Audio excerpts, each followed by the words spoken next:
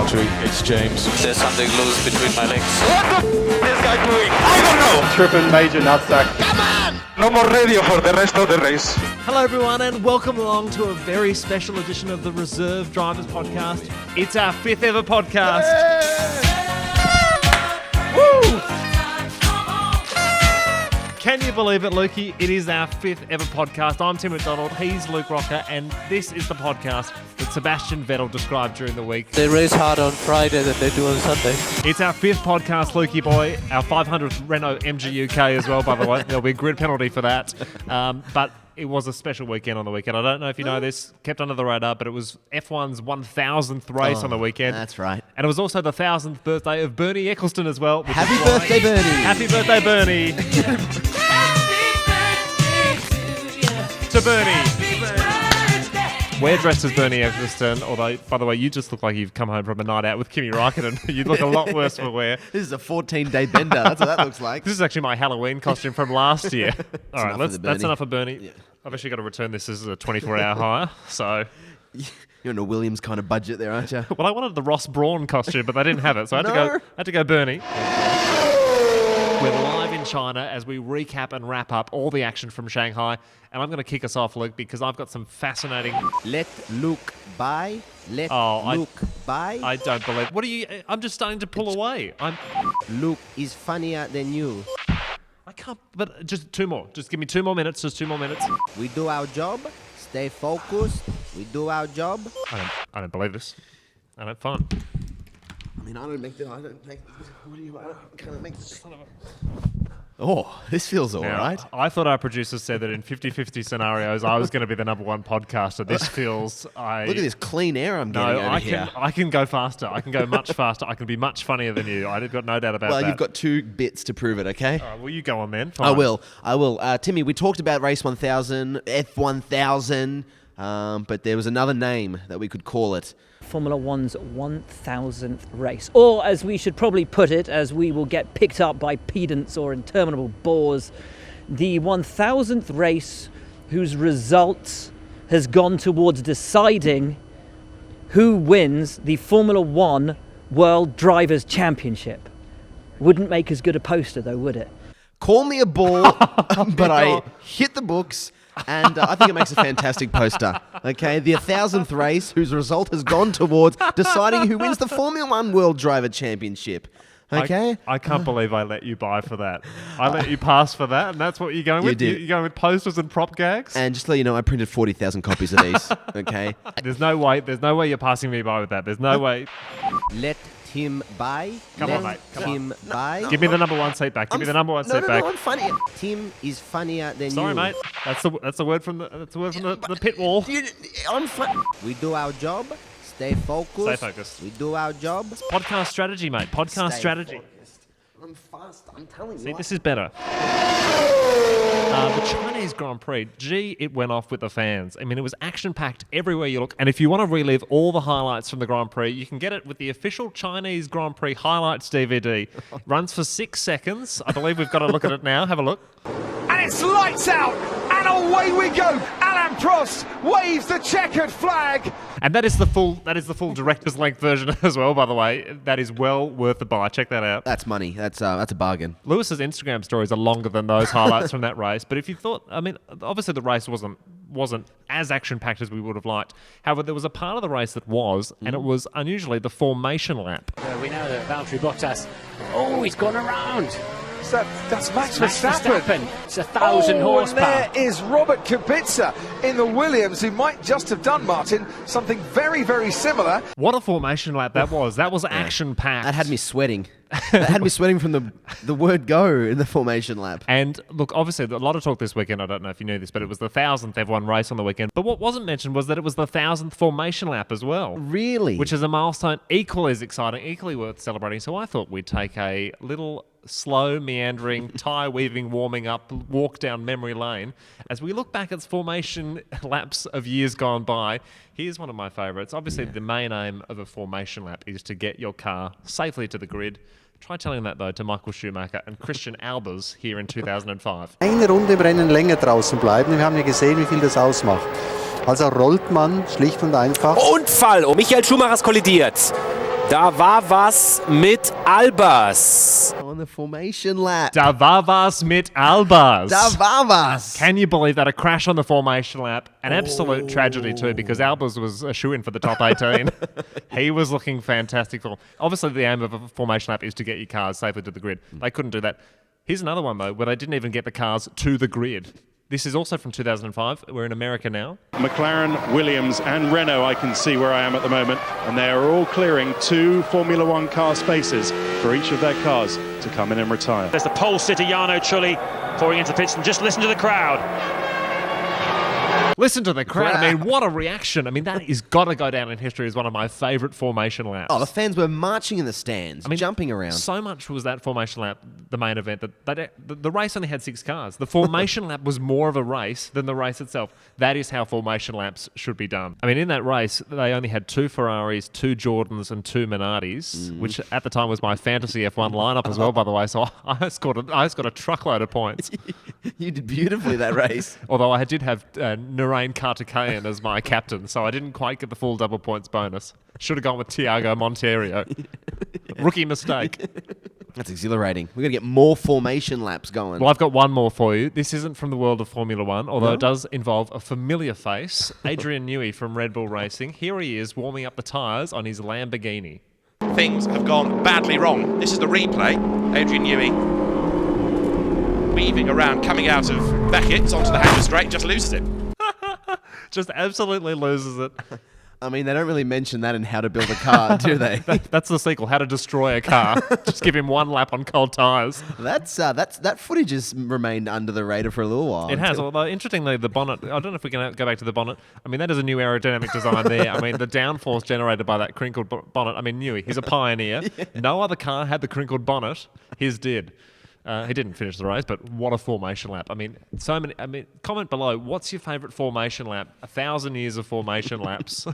There has to be at least one good memory, doesn't there?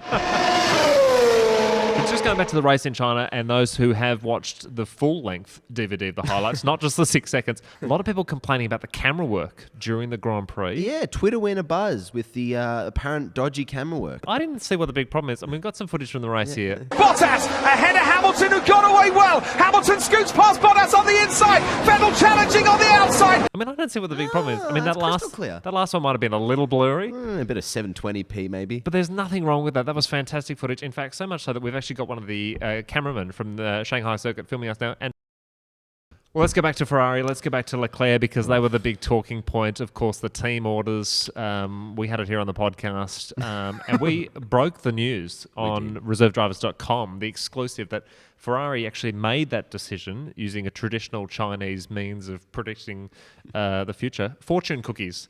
And we've actually got a box of them here. We've got a box of Ferrari's Misfortune cookies. They are fantastic. Let's crack one open now. Brought our own here.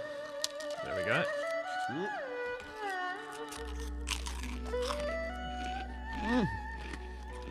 I taste defeat. That's a bitter taste in the mouth, but obviously the point of the fortune cookie is the fortune. And I've just got one here. What have you got there? The early bird gets the worm, but the early Ferrari has to make way for the second Ferrari, even if the first Ferrari is starting to pull away. I mean, that is a traditional Chinese proverb, that one. Have you got one? I do have work hard. Success is around the corner. Unless they're the corners in Shanghai, then Mercedes are quicker. Success is slowly around the corners for the Ferrari. I might just crack another one here. I might just do another one. What does this say here? What do you got? Here we go. Nothing is impossible to a willing heart. No. Unless that heart is fitted with a Renault MG UK. Okay. So that's a beautiful proverb. Have you got one more? I've got one more here. Okay. What have you got? I've got here your greatest fear shouldn't be failure.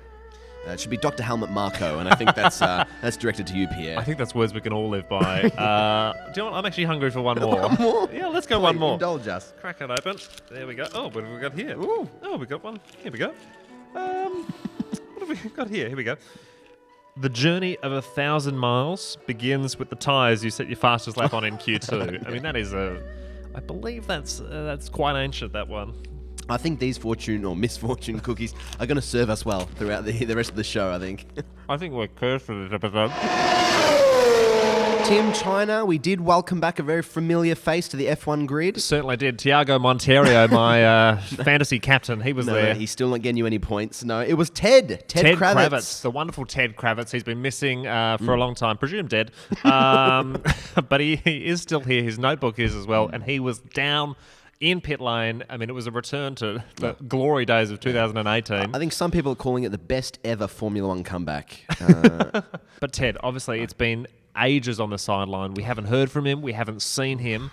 And yet when we got to qualifying, we finally got to hear from the man himself. Take a listen. Ted Kravitz, I'm sure there was in shirt sleeves down in the pit lane. I am Crofty. Yes, hello Martin, hello everybody, and I'm sure maybe 2 seconds, Ted. Hello Martin, hello everybody. 2 seconds, Ted. Unfortunately, his first attempt at the comeback didn't quite land. Got interrupted by Kubica, but Ted put that behind him. He wasn't going to be interrupted anymore in China. Starts were so strong of his last year, and Ted, 2 seconds. Gee, 2 seconds Ted is becoming a very unfortunate nickname as well, by the way, but he put that behind him. He wasn't going to be interrupted again. We've had a word from Renault, by the way, on Nico Hülkenberg, if you're interested. I definitely am. Hold it for 2 seconds. Hold it for 2 seconds. Ted's been holding it for 2 months. Poor Ted, although I've got to say 2 seconds Ted sounds a lot better than 2 seconds Karun, doesn't it? But Ted eventually managed to get a sentence out, and on hearing it, you'll remember why we hired Ted, because it's insightful, hard-hitting, cutting-edge analysis that Kravitz is known for. There's a legendary cement factory, isn't there, Crofty? Oh, yes. Upwind of this place. I think it makes cement. There's a legendary cement factory that I think makes cement. That's upwind from this place. Firstly, what makes a cement factory legendary? Particularly one that he's not even sure produces cement. Mind you, it does remind me of my favourite childhood story, Ted Kravitz and the legendary cement factory. That's where Ted's been. I remember that's that where one. Ted's been for the last few months. He's been actually caught inside the cement factory. Of course, a lot of action for Ted to cover out on track. It was like a legendary cement factory. There was so much going on. Here he is breaking down what happened between the two McLarens and Kvyat. And so Kvyat in somewhat of a marmalade sandwich there between two orange McLarens. In a marmalade sandwich between two orange McLarens, I think you've picked up on my point. The marmalade in a marmalade sandwich is not on the outside. That's a bread sandwich with marmalade in it. You don't go marmalade, bread, marmalade. No, and a marmalade sandwich isn't made out of orange either. No. A marmalade sandwich, if you make a marmalade sandwich, marmalade, bread, marmalade, that is going to be stickier than a legendary cement factory. I think we're starting to realise why Ted's been dumped from the coverage. But Croft and Ted, it was like a beautiful tennis match. Because what they were doing is they were both going back and forth, adding to each other's points. Here's a great point from Ted.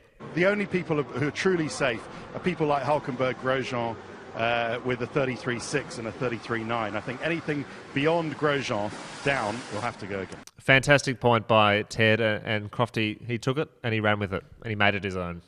I would say everyone from Nico Hülkenberg upwards is safe, and anyone from Romain Grosjean down needs to go again. Yep. If it was me. Yeah, that's pretty much what Ted was saying, isn't it? Well, in fact, that's exactly what Ted was saying. That's exactly what Ted was saying. I'm sorry, but Crofty, where's his invoice for the medical bill after being thrown under the bus by Brundle? Crofty's going to have to go again as well. Anyone below Crofty, you're definitely going to have to go again on that sentence. Of course, we heard Martin Brundle's voice chime in at the end of that, and boy, was he excited. I mean, the 1,000th race, Brundle was everywhere, and nothing gets Brundle more excited than the Chinese Shanghai circuit, and one corner in particular. Perez rounds and a really important final corner onto that back straight to carry as much speed as you can. Yeah, that's a yeehaw corner as you're going through there. A yeehaw corner as you're going through there. Ooh, particularly in the Sport Pacer Racing Point. That was a yeehaw. But Martin Brundle, he was in fine form, and it's at this point of the podcast that we do like to open the book of Brundle. Think knife, butter and jam. Every now and then we notice that Martin comes out with words of wisdom, kind of like a fortune cookie quote at times. Martin did his best to describe just the catastrophic disaster that Ferrari put themselves in. Ferrari in a world of pain at the moment, and it's a world of pain that's entirely their own. Well, they've been playing snakes and ladders a bit with their two drivers, but they're only finding snakes at the moment. Classic, snakes and ladders, and they're only finding snakes. Just smooth from Brundle. I love Snakes and Snakes. That's a much better board game. It is. Well, there's also a few other F1-related board games. Are there really? I've got my hands. I did a That's little bit of interesting. research. Yeah. There's Monopoly, World Championship Edition, and that's just all Mercedes properties. Okay, all around Mercedes there, especially in the hybrid era.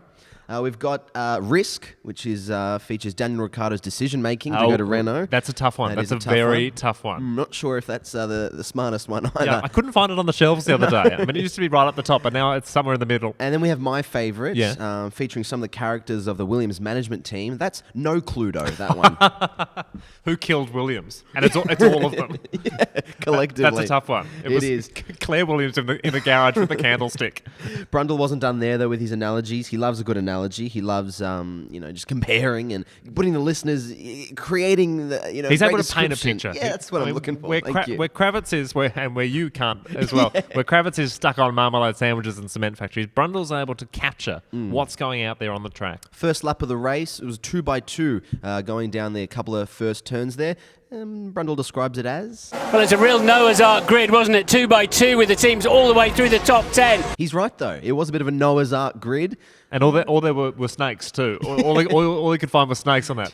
2x2 kind of made me realise, though, that the race was rather biblical, you know? There was the parting of the red Ferraris That's there. true. That's the true. crucifixion of Charles. That's true. The race was a bit of a Sunday church, a bit of a bore. It's funny because it is a very religious time. Of course, it is Easter. That is true. And there's one man that we do think of at Easter, Alex Albon, because let's face it, he was crucified in FP3 after that massive collision.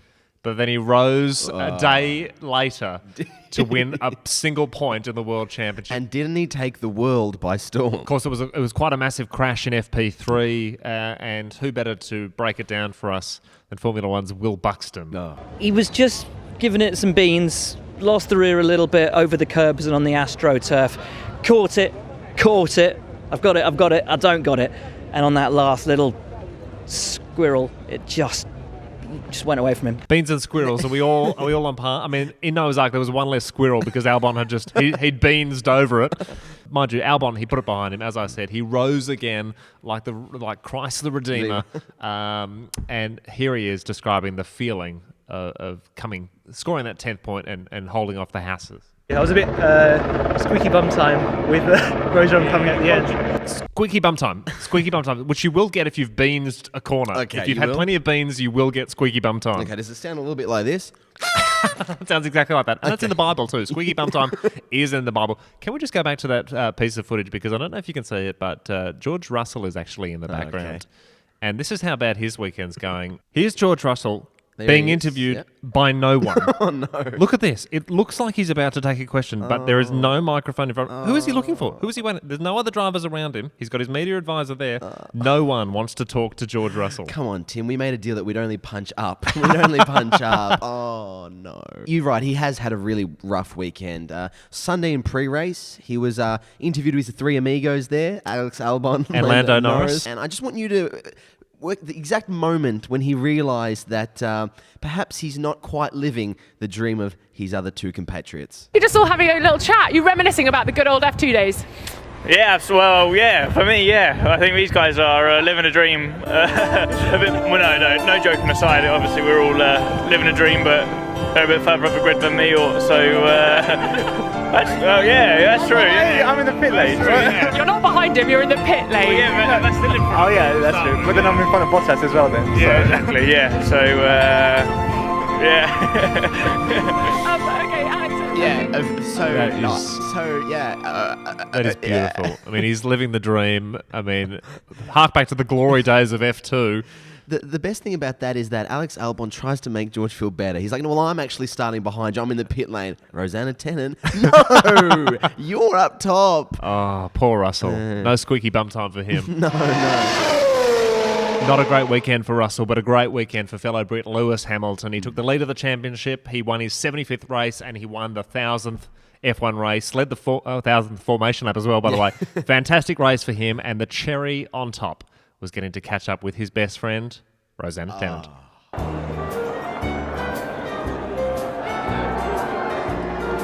Lewis Hamilton, how are you? You got a friend in me. I know numbers are not what you guys are all about. You're here to win any race, but the 1,000th race, would there be a special sort of touch to win that one? Not really, no.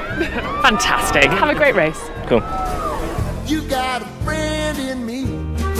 What a special touch just hearing that interview. Two great friends. Just the chemistry. It's electric. It really is. Roman Grosjean, he's happy. He's in a great space. And I'm happy. I'm enjoying listening to his positive outlook on life. Let's have a listen to him express himself and just, how he's putting things into perspective. I tried to explain the other day, my son, that on Earth we were 7 billion or 8 billion and there were only 20 drivers in the world. So when Daddy does finish P10, it's actually not too bad. And that's so true. That is so true. Because, and I explained to all my family and friends, there's over 500,000 podcasts. So when we're not ranked here at the Reserve Drivers, that's fine. Hello, darkness, my old friend. I've come to... Do we have another cookie? Let's have another cookie. Grosjean. He's in a great space for someone who's retired the past 2 races. He's in a fantastic mood, and he was in a reflective mood as well, because obviously it's the 1,000th F1 race. All the drivers sharing their stories. Roman, no exception. Here he is, remembering a beautiful moment of one of his first F1 races. I was lucky in 1998 to come to Monaco Grand Prix to watch the Thursday practice. And I saw the car and I heard the noise of the engine and just was something very, very unique and special. Very unique, very special. What a wonderful story. What a wonderful way to get involved in the sport of Formula One. Yeah, no, it's a childhood dream. Well, the dream doesn't end there. No. The story continues and it gets even more special and definitely more unique. And I remember going to the toilets and DC was there and he said, "Oh, you go first, son." Still call me son by then. And I was like, no, you go. And, pretty amazing. Pretty amazing. I mean, what an experience to share a toilet with DC. And DC was on a 2-stop as well, so that was incredible. Bit of squeaky bum time for DC. What a beautiful anecdote. But actually, Rosanna did some digging later on not in the the weekend. toilet, I hope. No. And I think she found out exactly what DC was up to, spending all this time with young boys in a public toilet. That is lovely. As an old guy, you do need a younger crutch. Thank you. Thank you. You can't say that, Rosanna. Oh, my goodness. DC thanked her, so I don't know what he's on I about. read that in a fortune cookie, but I didn't read it out because I don't think you can say that. Look, Tim, I'm loving the Reserve Drivers community, the family we've got here, okay? All 4 of you. Yeah, You know who you are. thank you. Thank you very much. And look, when we grow into the heights, we take over this F1 world, if we get the likes of, say, a Kimi Räikkönen on our show... I mean, that would be the dream for us. That would be... It would be the dream. And if we were to get him, let's be sure that we get to the point. When you interview Kimi, you don't muck around. Oh, no time to waste. No. And you certainly don't let him know that you've been dreaming about him. Kimmy, I mentioned a little earlier to you that I had a dream about you last night. You wouldn't believe it. No, I don't want to hear it. Don't ask Kimi about dreaming, okay? My life, and I remember going to the toilets and DC was there and he said, "Oh, you go first, son." Still call me son by then. Timmy, you're back. Oh, sorry.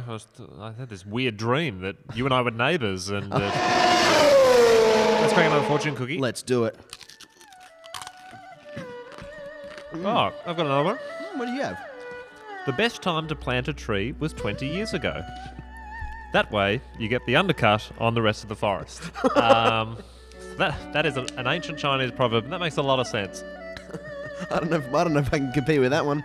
You will have no problem in your home, especially if you throw $400 million at it like Mercedes. Hey, well, they had no problem on the weekend because they secured another one too.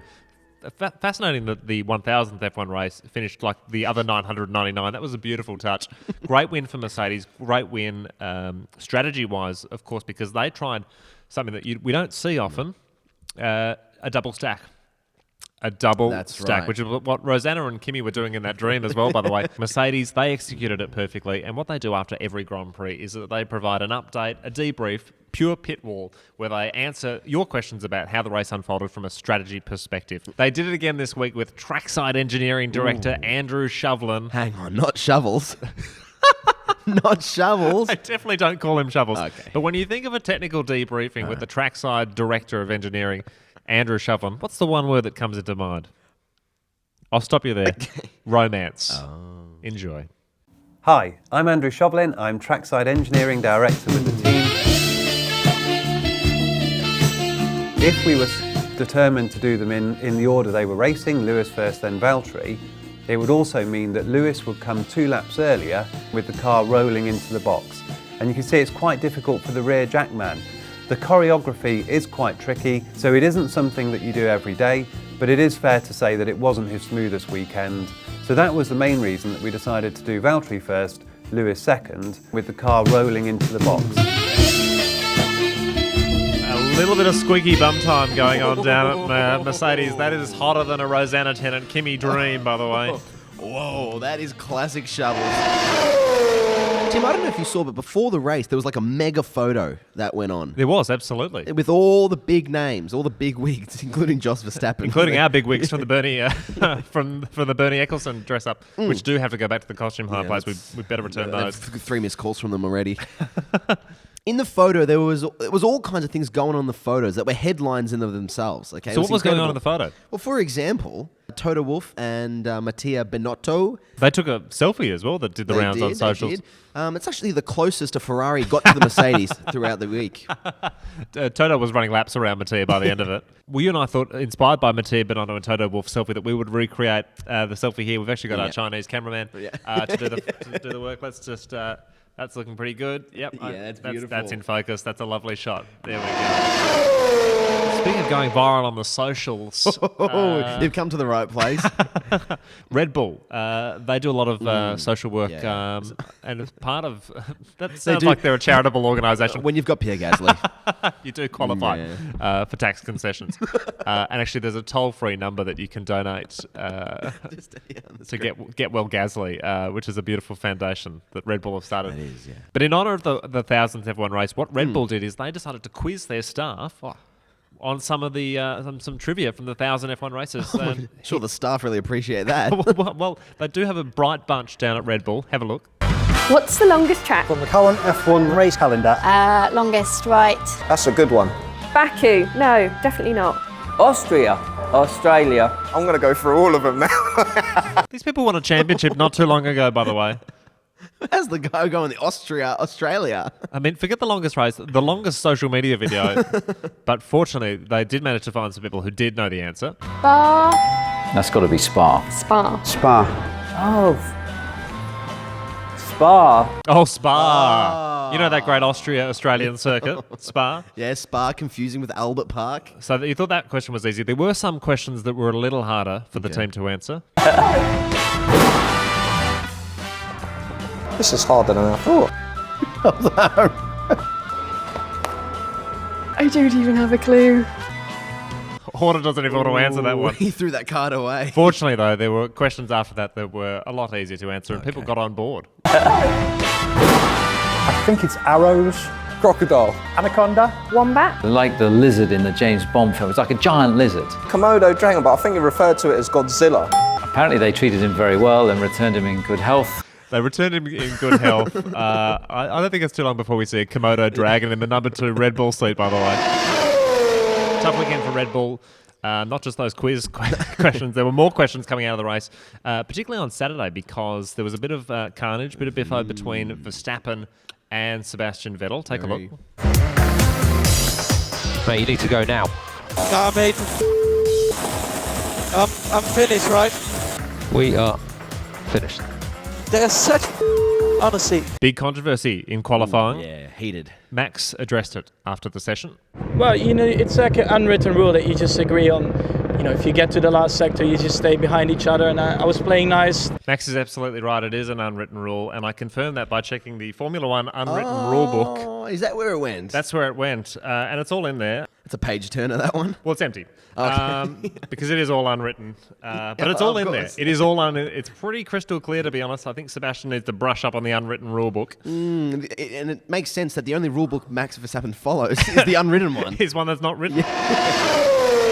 Should we open another fortune cookie? Let's do another fortune cookie, shall we? Because I'm loving these fortune cookies. Because we're needing it at this point of the podcast. We need a bit of luck. What have we got here?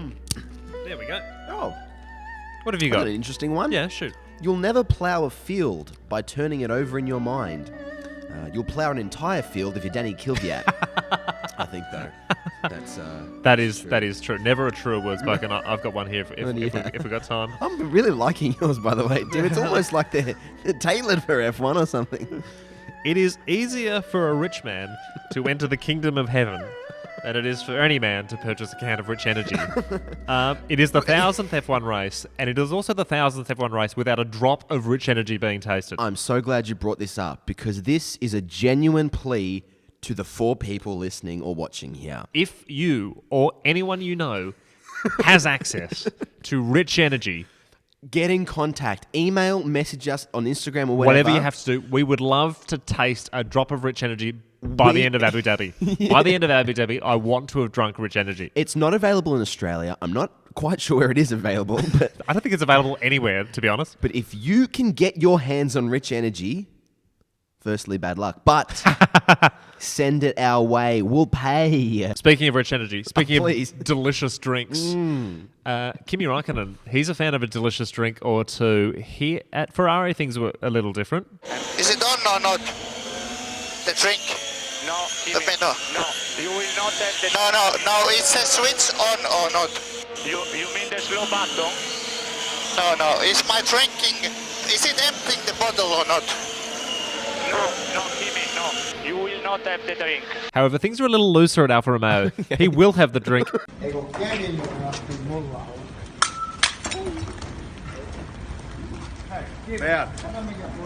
What is going on there? I mean, Kimi, not only will you have the drink, you'll have the glass and you'll smash it. Fortunately, though, Sebastian Vettel asked his mechanics to help clean up the mess of the glass. That What was a good Samaritan. Kimi was active all weekend, okay? Not only was he crazy... Particularly between the hours of 1 a.m. and 4 a.m. by the look of that footage. He was taking over the midfield. He was loving it. And also, he also did the hot lap prior to the race. I love this because it's a chance for the layman, the viewers, to get a really technical understanding of the circuit, the intricacies of every corner, and who better to take us on a lap of Shanghai than Kimi Räikkönen. Hello, this is Kimi Räikkönen, and I'm going to take you around the lap in Shanghai. Well, obviously the lap starts with a very long straight, and it is the first straight that you drive, and then you have the first corner, which is turn 1, which obviously after that becomes turn 2, and then after that you have turn 3, and obviously after turn 1, 2 and 3 you have turn 4, which obviously is the 4th corner, but then you have turn 5 after that, but obviously turn 6 follows, so you have 1, 2, 3, 4, 5 and 6, and obviously turn 7 is the next corner you face, but it is obviously longer, and then turn 8 is after that. The 1000th F1 race, Luke, a chance to look back. Forgetting. I know, it get pretty low under the radar on the weekend. A chance to look back at the amazing technological advances that Formula One has made. Formula One put together this little animation here.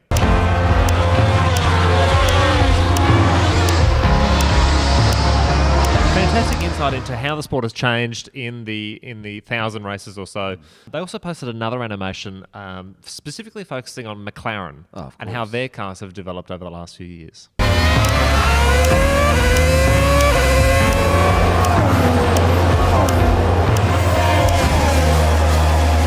Fascinating insight. It's amazing how far McLaren has come. Exactly right. Not literally on the circuit, but how far they've come in terms of technological development. That's also the animation that Pixar are working on for Romain Grosjean's story as well, by the way. DC in the toilet. Of course, the 1000th F1 race. Have you mentioned that enough? I don't think I have. Are people aware of it? This is the 1000th minute of this podcast as well, by the way. It's our 5th podcast ever. A lot of people in the Formula One world are looking back into the archives at some historic race footage. We thought we'd do the same. Of course. We had a little trawl through the archives here at the Reserve Drivers, and we managed to find the footage from our very first podcast. Enjoy. Well, good afternoon, ladies and gentlemen. Welcome along to the Reserve Drivers radio transmission. Wonderful to be with you, Giles. Hub, hub, hubbaloo. Could not have said that better myself. What a weekend of motorcar racing that we have just witnessed. I've made some bold predictions about the season ahead. I know you have too, young man. I certainly have. If there's one thing the French can do, it's make an engine. Well, those Renault chaps, they couldn't win a war, but they can build an engine, no doubt about that. How about you, Tobias? Speaking of people who can't win the war, Germans. The Jetties. I don't think Mercedes has what it takes to win 5 world championships. Well, we'll be talking all about that with our good friend Bernie Eccleston. 70 years of age and still a spring chicken. He is looking wonderful for 70 years of age, isn't he? As are you, Tobias. Oh, stop it, Giles, although I must say, your face is falling off as we speak. Very true, very true. Alright, that is it. Who would have thought we'd make it to 5 episodes? What a journey. I reckon the 6 is in doubt as well. Hey, we've got to get out of here. We're actually double stacked in the cars out the front, so we do have to move those on. We're off to the legendary cement factory in Shanghai for a marmalade sandwich. Thanks so much for watching this very special edition of the Reserve Drivers podcast, and what better way to finish it than with a very special misfortune cookie quote. Here it goes. Let Luke by, let Luke by. I don't believe this.